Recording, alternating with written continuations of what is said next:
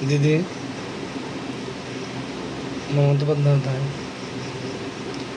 আমি আপনাকে বলছি, গতকাল থেকে দেখছি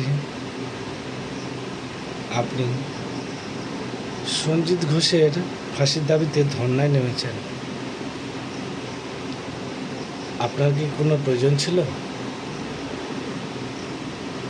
আপনার হাতে তো 3টে দপ্তর আছে, শিক্ষা দপ্তর, আইন দপ্তর এবং পূর্ণ মন্ত্রী দপ্তর। আপনি তো পারেন 1 ঘন্টার মধ্যে সমস্ত অপরাধীকে সাজা দিতে। আপনি আর পারবেন না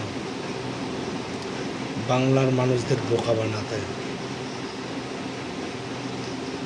আগামী বিধানসভায় আপনাকে সবাই হাড়ে হাড়ে চিনিয়ে দেবে যে আপনি একটা কত বড় অপরাধী, কত বড় নির্লজ্জ পেয়ারা মহিলা।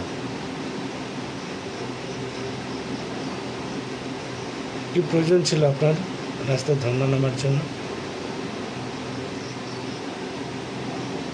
এখনো সময় আছে নিজের সাজাকে কম করার জন্য।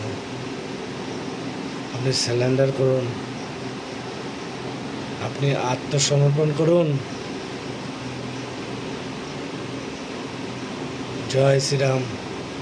বাংলার প্রতিটা মেয়ে, প্রতিটা ঘরের মহিলা জেগে গেছে, সবার চোখ খুলে গেছে। আপনি যে সবাইকে অন্ধকারে রাখার চেষ্টা করেছেন, আপনি আর পারবেন না।